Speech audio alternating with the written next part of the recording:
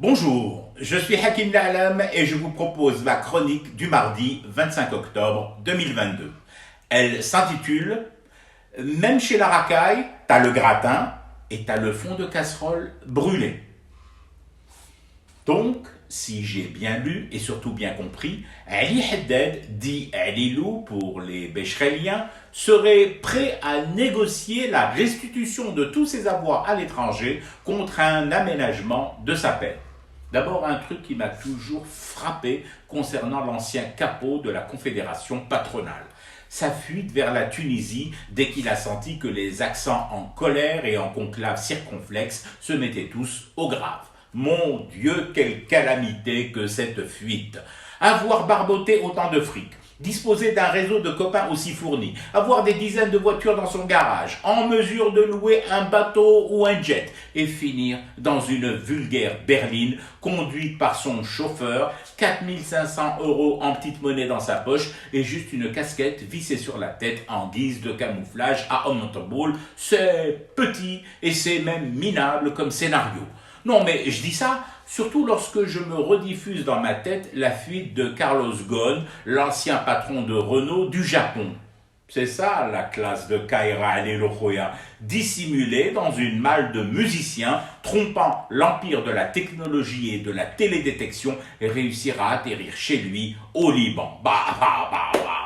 C'est-à-dire en gros, et dans le détail, nous n'avons pas de chance. Même dans le banditisme, nous n'avons hérité que des derniers de la classe. Bon, maintenant, sur cette procédure de négo qui serait en cours entre Haddad et les autorités pour la restitution de ses biens à l'étranger.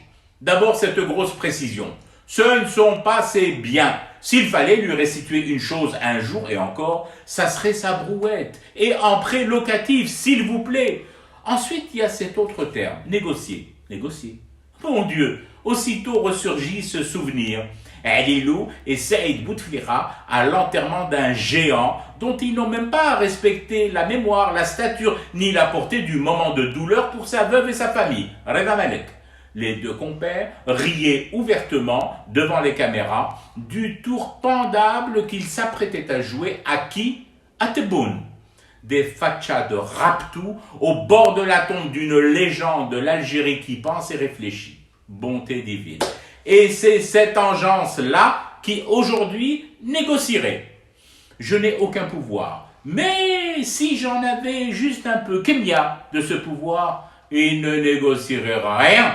Le conducteur de brouette, Ouelou, ses biens et son argent planqués à l'étranger.